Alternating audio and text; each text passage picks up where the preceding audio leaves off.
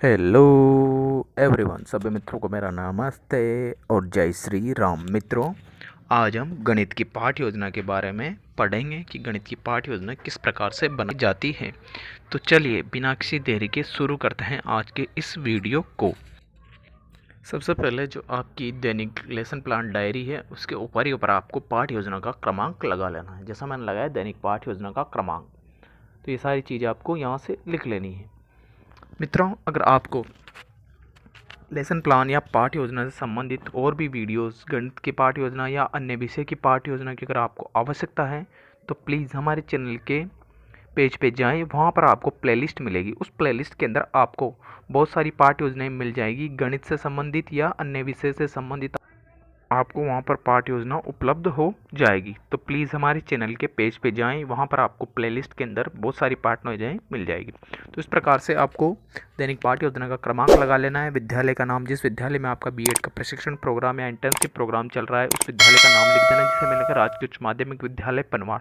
उसके पश्चात आप जिस दिनांक को पाठ योजना तैयार करें वो दिनांक, विषय लगा लीजिए, कक्षा लगा लीजिए। तो कक्षा 8 के आज अपन पाठ योजना तैयार करेंगे। समयावधि, विधि और जो प्रकरण है आज का अपना वो है हीरोन के सूत्र द्वारा त्रिभुज का क्षेत्रफल ज्ञात करना। तो ये हो जाएगा आपका प्रकरण। तो इस प्रकार को आपको ये सारी खानापूर्ति कर लेनी।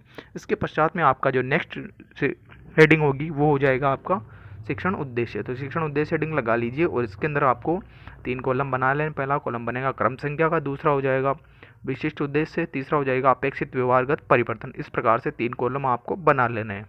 तीनों कॉलम बनाने के पश्चात आप इसमें लिखेंगे। लिखने से पहले आप इस चीज़ को समझ लीजिए कि शिक्षण उद्देश्य होते क्या है, शिक्षण उद्देश्य का आशय क्या है। तो शिक्षण उद्देश्य तात्पर्य ये है कि आप बच्चे को जो पाठ पढ़ाना चाह रहे हैं या जिस चीज़ के बारे में या जिस प्रकरण के बारे में आप बच्चे को शिक्षण करवाना चाह रहे हैं उससे बच्चे के अंदर क्या परिवर्तन हो। कहने का मतलब आप पाठ पढ़ा के बच्चे में क्या परिवर्तन लाना चाह रहे हैं या क्या चेंजेस लाना चाह रहे हैं, तो वही हो जाएंगे उसके शिक्षण के उद्देश्य। तो आपको ये सारे शिक्षण के उद्देश्य लिख लेने हैं। इसके अंदर ज्ञानोपयोग, कौशल, अभिरुचि, अभिवृत्ति, ज्ञानात्मक, अवबोध, ये सारी जो 6 के 6 जो शिक्षण उद्देश्य हैं उन शिक्षण उद्देश्यों को आप लिख लीजिएगा। लिखने के पश्चात में आप ध्यानपूर्वक लिख लीजिए। लिखने के पश्चात में जो आपकी नेक्स्ट हेडिंग होगी वो हो जाएगा आपके सहायक सामग्री या शिक्षण सहायक सामग्री। तो शिक्षण सहायक सामग्री या सहायक सामग्री उस सामग्री को कहते हैं जो छात्र, अध्यापक अथवा शिक्षक को शिक्षण कराते समय उसकी सहायता करती है। तो जैसे हो गया चौक हो गया, डस्टर हो गया, लपेट प्लक हो गया। कक्षा उपयोगी समस्त सामग्री क्या हो जाएगी? शिक्षण सामग्री। शिक्षण विधि में आप लिखेंगे कौन सी विधि चलेगी आपकी? व्याख्यान विधि। और शिक्षण प्रविधि को जो अपने काम मिलेंगे वो है व्याख्यान सहित प्रश्नोत्तरी विधि। पूर्व ज्ञान लगा लिया और पूर्व ज्ञान में आप लिखेंगे विद्यार्थी हीरोन के सूत्र द्वारा त्रिभुज के क्षेत्रफल के बारे में सामान्य जानकारी रखते हैं। तो ये हो जाएगा आपका पूर्व ज्ञान। पूर्व ज्ञान के पश्चात में जो आपकी नेक्स्ट हेडिंग होगी वो हो जाएगा आपका प्रस्तावना प्रश्न। तो प्रस्तावना प्रश्न के बारे में सामान्य जानकारी आप ले लीजिए कि प्रस्तावना प्रश्न होता है उसके अंदर छात्र अध्यापक द्वारा बच्चों से प्रश्न किए जाते हैं और कम से कम छात्र अध्यापक 4 प्रश्न और अधिक से 6 या 7 प्रश्न उसमें पूछ सकते हैं। जो प्रस्तावना प्रश्न होते हैं वो किसी भी पाठ्य योजना का सबसे महत्वपूर्ण भाग होता है, क्योंकि जितना अच्छे आपके प्रस्तावना प्रश्न होंगे आपकी पाठ्य योजना भी उतनी अच्छी बन के आएगी। कहने का मतलब जितने प्रभावपूर्ण आपकी प्रस्तावना प्रश्न होंगे आपकी पाठ्य योजना भी उतनी प्रभावपूर्ण होगी। तो इसके अंदर पहला प्रश्न छात्र अध्यापक ने पूछा डॉट या बिंदु लगा के यह क्या है। तो बच्चे कह देंगे कि ये क्या है, एक बिंदु है। तो 2 बिंदुओं को आपस में मिलाने वाली कौन सी आकृति होती है? तो बच्चे उत्तर देंगे रेखाखंड होती है। तो रेखाखंडों को मिलाने पर उनके बीच में क्या बनता है? तो बच्चे उत्तर दे देंगे कोण बनता है। 3 रेखाखंडों से घिरी बंद आकृति को क्या कहते हैं? तो बच्चे उत्तर देंगे त्रिभुज कहता है। त्रिभुज का क्षेत्रफल हीरोन के सूत्र से निकालने, इसके बारे में आप क्या जानते हैं? तो बच्चे इस प्रश्न का उत्तर नहीं दे पाएंगे। तो इस प्रकार से समस्यात्मक प्रश्न हो जाएगा। तो समस्या का समाधान छात्र अध्यापक द्वारा किया जाएगा। तो उद्देश्य कथन हेडिंग लगाए, इसमें लिखिए विद्यार्थियों आज हम हीरोन के सूत्र से त्रिभुज का क्षेत्रफल के बारे में विस्तार पूर्वक अध्ययन करेंगे। इसके पश्चात में जो आपकी नेक्स्ट हेडिंग होगी वो हो जाएगा आपका प्रस्तुतिकरण। तो हेडिंग लगा लीजिए प्रस्तुतिकरण। और इस प्रस्तुतिकरण के अंदर छात्र अध्यापक द्वारा संपूर्ण प्रस्तुतिकरण जो अपना प्रकरण है उसके बारे में दिया जाएगा। इसके अंदर आपको 5 कॉलम बना लेना है। पहला कॉलम बनेगा शिक्षण बिंदु का, दूसरा हो जाएगा छात्र अध्यापक क्रिया का, तीसरा हो जाएगा विद्यार्थी क्रिया, चौथा हो जाएगा सहायक सामग्री, पाँचवा हो जाएगा श्यामपट्ट कार्य। इस तरह से आपको ये 5 कॉलम बनाने। 5वां कॉलम बनाने के पश्चात में ये कॉलम बनाने के पश्चात में जो आपका शिक्षण बिंदु वाला कॉलम है इसके अंदर आप पहला शिक्षण बिंदु लिखेंगे हीरोन का सूत्र। हीरोन का सूत्र शिक्षण बिंदु के अंतर्गत छात्र अध्यापक का प्रस्तुतिकरण दिया है। विकासात्मक प्रश्न छात्र अध्यापक का शुरुआत करेंगे। तो आपके सारे विकासात्मक प्रश्न लिख लेने हैं।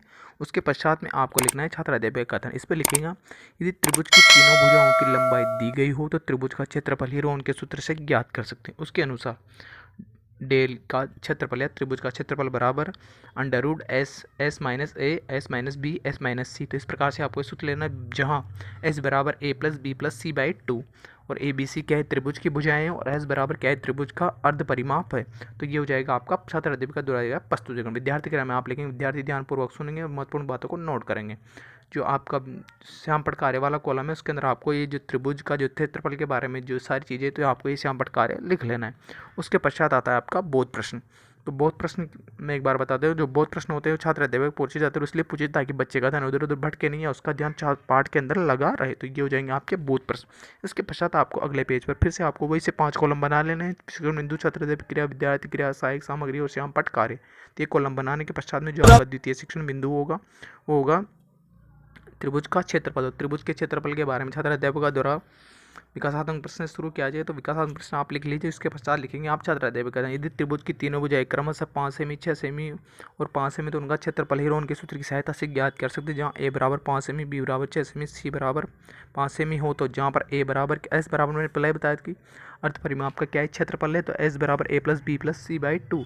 तो ए प्लस ए बी सी की वैल्यू रखेंगे, तो एस पर वैल्यू रखते हैं, इसको सोल्व करेंगे तो आपको अर्थ परिमाप कितना मिलेगा, एस का मान 8 मिल जाएगा। तो इसका त्रिभुज के क्षेत्रफल के सूत्र में एस का मान रखेंगे तो एस की वैल्यू 8 है। तो अपना सूत्र में आप जैसे मान रखेंगे तो सोल्व करते हैं आपको इसका क्या मिल जाएगा, त्रिभुज का क्षेत्रफल कितना मिल जाएगा, 12 सेंटीमीटर। और जो इसका जो सहायक सामग्री उसके अंदर आपको ये चार्ट बना लेना है। और जो इसका श्यामपट्ट कार्य है उस श्यामपट्ट कार्य के अंदर मैंने देखी ये सारी चीज़ें लिख दी, तो आपको ये सारी चीज़ें उसमें लिख लेना है।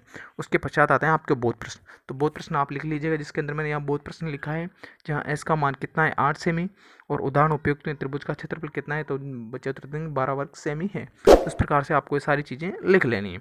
इस तरह से आपकी जो पाठ योजना है वो यहीं पे समाप्त होती है। इसके पश्चात आते हैं आपके मूल्यांकन प्रश्न। तो मूल्यांकन प्रश्न छात्र अध्यापिका द्वारा पूछे जाते हैं और इसलिए पूछे जाते हैं ताकि उसने जो पाठ पढ़ाया या जो के बारे में जो शिक्षण करवाया है वो बच्चे ने कितना हद तक सीखा है, कितना उसने ग्रहण किया है, इस चीज़ को जांचने के लिए छात्र अध्यापकों द्वारा मूल्यांकन प्रश्न किया जाता है। और छात्र अध्यापक का मूल्यांकन प्रश्न किसी भी प्रकार के बना सकता है, तो जैसे लघुतरात्मक, अति लघुतरात्मक, वस्तुनिष्ठ, तो किसी भी प्रकार के मूल्यांकन प्रश्न छात्र अध्यापक द्वारा बनाए जा सकते हैं। इस प्रकार जैसे मैंने प्रश्न बनाए तो उसी प्रकार से आप इन सारे प्रश्नों को लिख सकते हैं। जैसे मैंने प्रश्न बनाए अति लघुतरात्मक भी है, लघुतरात्मक भी है, तो ये 6 के 6 मैंने प्रश्न बनाए। तो आप इससे अधिकतम और भी प्रश्न बना सकते हैं, क्योंकि आपका उद्देश्य क्या है, बच्चों का एक तरह से मूल्यांकन करना है, क्योंकि जो आपने बच्चों को पढ़ाया है वो बच्चों ने कितना हद तक ग्रहण किया है, कितना सीखा है, बस इस चीज़ को जानने के लिए छात्र अध्यापकों द्वारा मूल्यांकन प्रश्न किए जाते हैं। तो आप इन मूल्यांकन प्रश्न को लिख लीजिए। ये मूल्यांकन प्रश्न लिखने के पश्चात जो आपकी नेक्स्ट हेडिंग होगी हो जाएगा आपको गृह कार्य। तो आप बच्चों को गृह कार्य दे दीजिए, और गृह कार्य आपको इसी तरह से देना है। कहने का मतलब जिस घटना किस तरह से आपने बच्चों को पाठ पढ़ाया या शिक्षण करवाया उस घटना के स्तर के आधार पर बच्चों को आपको गृह कार्य दे देना है, ताकि वो अपने खाली समय का क्या कर सके, सदुपयोग कर सकें। तो इस प्रकार से आपको एक गृह कार्य दे दीजिए। जैसे मैंने गृह कार्य दिया तो इस प्रकार से आप बच्चों को गृह कार्य दे दीजिए। तो मित्रों, आशा करता हूँ कि आपको वीडियो अच्छा लगा होगा। तो प्लीज़ वीडियो को लाइक करें, शेयर करें और चैनल को सब्सक्राइब करना ना भूलें, क्योंकि मित्रों सब्सक्रिप्शन का कोई भी चार्जेस नहीं है मित्रों, ये फ्री ऑफ कॉस्ट है। तो चैनल को प्लीज़ सब्सक्राइब जरूर करें और जो घंटी वाला आइकन है उसको प्रेस कर लें, ताकि जब भी कोई भी वीडियो या सूचना मिले तो आपको नोटिफिकेशन सबसे पहले मिले। मित्रों, अगर आपको किसी भी वीडियो से संबंधित अगर आपको और भी पाठ योजना चाहिए तो हमारे चैनल के पेज पे जाएं, वहाँ पर आपको प्लेलिस्ट मिलेगी। उस प्लेलिस्ट के अंदर और भी सारे पाठ योजना संबंधित वीडियो मिलेंगे आपको, तो वहाँ से जाके आप वीडियो को देख सकते हैं। Thanks for watching.